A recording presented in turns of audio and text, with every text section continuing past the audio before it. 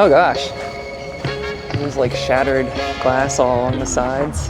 Welcome to the third episode in this series. I'm Christine. I like taking pictures. Last episode we were over at the Kelso Dunes. We hiked up the dunes, took photos there, enjoyed a beautiful sunset in the evening, but now we are going to continue our journey further to the south. When we arrived at Kelso Dunes, it was nighttime, so it was nice leaving during the day. Our goal was to be at a campsite in Joshua Tree National Park by night and had a few stops planned along the way.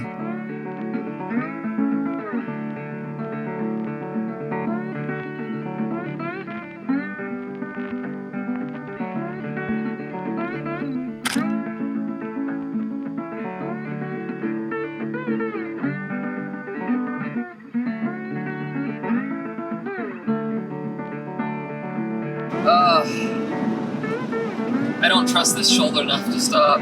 That would be awesome with a longer lens, but I don't want to get stuck. Kind of a shame that we were limited by the vehicle and where we could stop for a shot, but still, the drive through the Mojave National Preserve was fantastic. Soon we reached Route 66, we're closing in on our destination, and I saw a spot that I thought was begging to have some photos taken of it.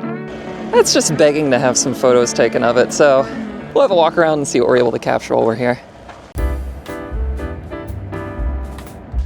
So this school,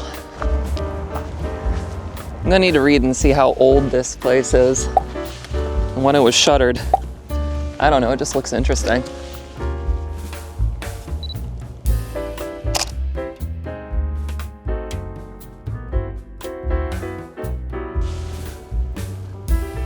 Nice.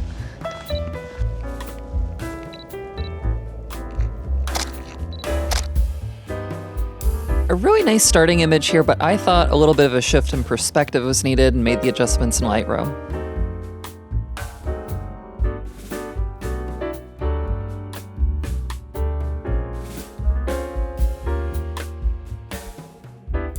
Here's the images side by side again. On the left-hand side, you have the image from camera. Right-hand side is with the perspective shift. Great.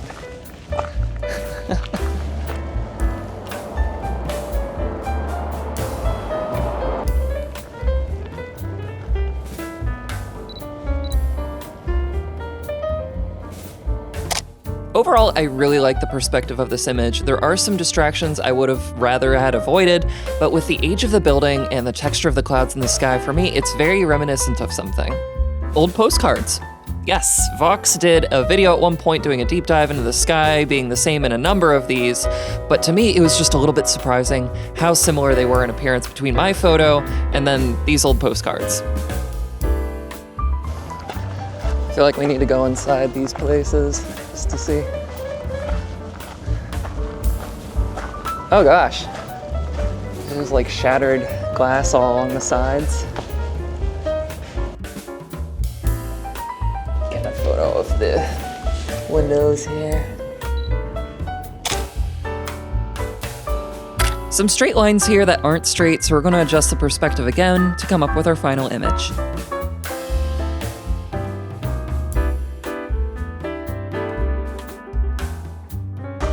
There's an abandoned plane back here too. Gonna have to issue him a citation. You can't park there.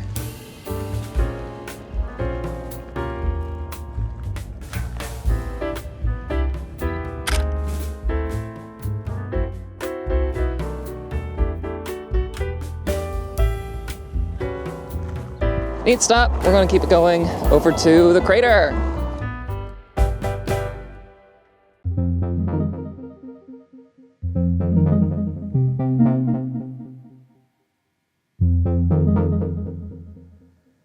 We've made it to Amboy Crater. Gonna end up doing a little bit of hiking here. The crater looks awesome. We've only seen it from a distance so far.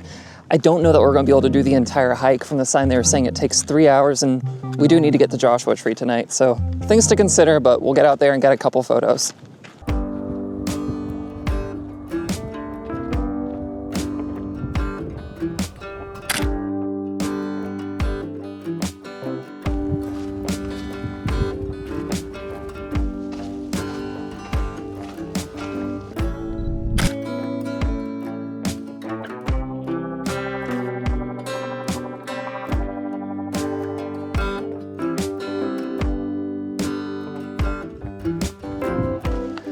This thing is starting to look pretty wild. Like how much rock just gets spewed out of the ground whenever this thing goes off. So I wasn't able to find out how much rock was ejected from the volcano, but the last eruption was 10,000 years ago, and it is surrounded by a 27 square mile lava field. Pretty cool. This looks good right here.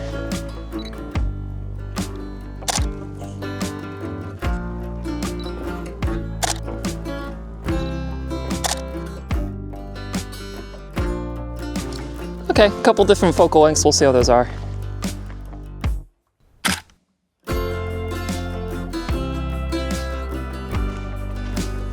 So a little bit of a negative factor as we get closer. There was a small cloud that I think I was going to end up liking in the images, but now it's lost behind the crater, so you won't be able to see it.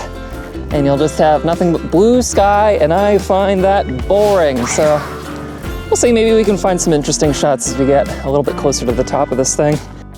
The ground is looking particularly Martian over here. An off-the-cuff comment, but this turned out to be a really accurate observation. As I was pulling this video together, I came across this document. Of all organizations, NASA was studying Amboy Crater as a Mars analog. With all the basaltic lava flows, the terrain is really similar to the flow surfaces that we see on Mars, and they wanted to better understand it in support of their Mars Penetrator mission.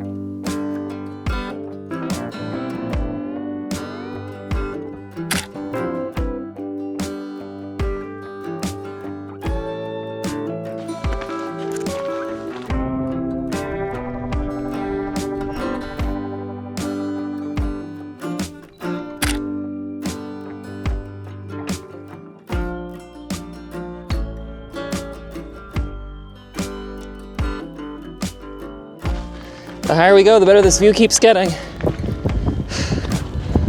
Getting close to the top of the rim of this crater.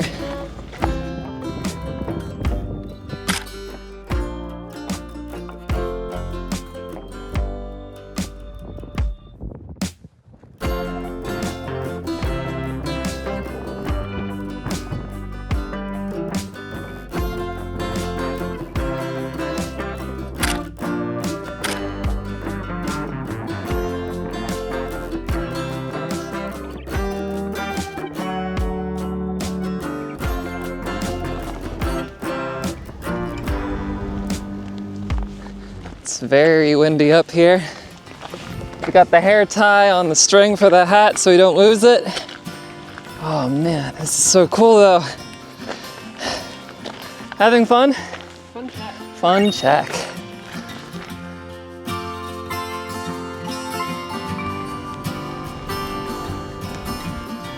As is tradition, a huge sweeping view, I'm going to take an absurdly large panorama.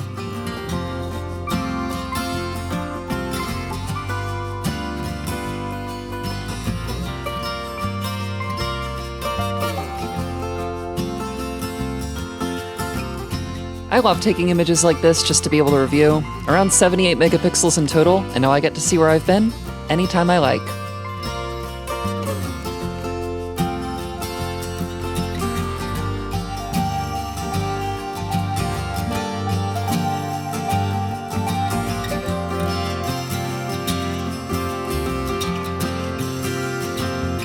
So one of the characteristics I wanted to point out here, check out the lava field and how sort of thin and light colored it is off in the distance. We're going to pan around from the northwest over to the southeast. Look at how different the coloration is, how much darker it is. This actually matches up exactly with the direction that the winds were blowing that day. Let's go to the satellite image. So here's Amboy Crater right here. Let's just zoom out a little bit, and you can actually see this really darkly defined line here from the cinder cone moving from the northwest down towards the southeast. Again, this is matching the wind that day. So I want to know next, is this common? Is that wind direction common for this area? And the place that takes my brain is over to this chart. This is called a wind rose. So this is showing us directions that the wind is commonly blowing from. Typically they use these in airports to decide where they're going to build runways. We might not be able to find the weather data, but we can probably find an airport that's close by. Okay, back at Google Maps, now we just need to find an airport. We're back at Amboy. Here's our volcano here. We have the ash plume coming away from it. And wouldn't you believe it, the town of Amboy, back in World War II, had their own airfield. So here you can see the old long runway, and it's almost exactly parallel where we see that dark streak coming away from the volcano's cone. Now, that's not to say that the wind only blows in one direction. It blows in multiple directions, but this is the common one, and it was cool to me to see a tie-in between my experience being there, the World War II era, and a geologic event that happened thousands of years in the past. This wind is pretty oppressive up here, so I don't think with the haze it's worth switching out for the 70 by 200.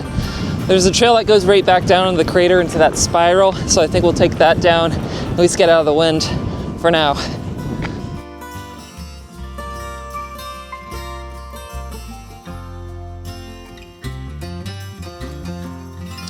So as we're getting down here, I'm kind of wondering to myself, why do they call it a crater? Even the sign that we saw before was saying the crater, then the rim loop. If I remember right, this is what you would call a caldera of a volcano, and I think that this particular kind of volcano would be a cone volcano. So I'll do some reading later on and follow up in the voiceover. And isn't that just how it goes when we were trying to be smart and clever? So let's make some corrections. I found an article from the USGS, caldera or crater. What is the difference? Let's roll into it just a little bit here. So crater is more or less just a generic term. So that can refer to anything from either volcanic origin, maybe a meteor perhaps is something different. A caldera is what's formed whenever a magma chamber evacuates and then the surrounding ground just collapses in on itself. And then the difference between a crater and a caldera is basically just a difference of size. So a caldera is 1 kilometer or greater, and if it's anything less than that, a crater. There you have it. Really, it boils down to that difference in size. All calderas are craters, but not all craters are calderas. Calderas are distinguished by their size in association with volcanic collapse. I learned something, and hopefully you did too.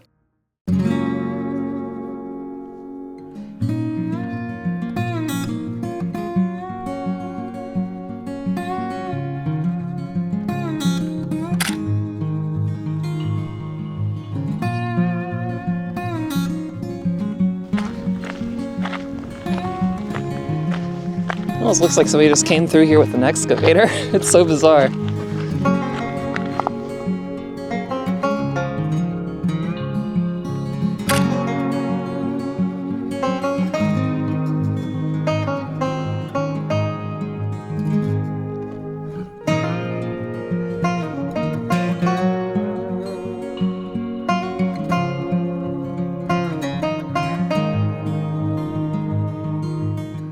Okay, we are back off the cone of the volcano. Going back to the RV now. We need to keep moving for the day because we still have a lot to do yet. Heading down south to 29 Palms, and then we'll be picking up our national parks passes before we end up camping in Joshua Tree for the next few days. But it should be a pretty brilliant drive between there and here.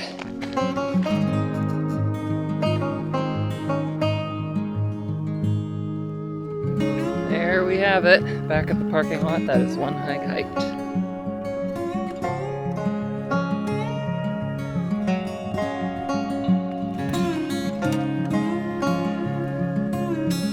That'll do it for this one. I hope you enjoyed. If you got something out of this video and find it deserving, consider liking it and leaving a comment. It's always nice to hear from folks.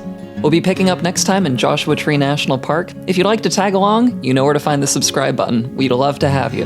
Till then, take care. Bye.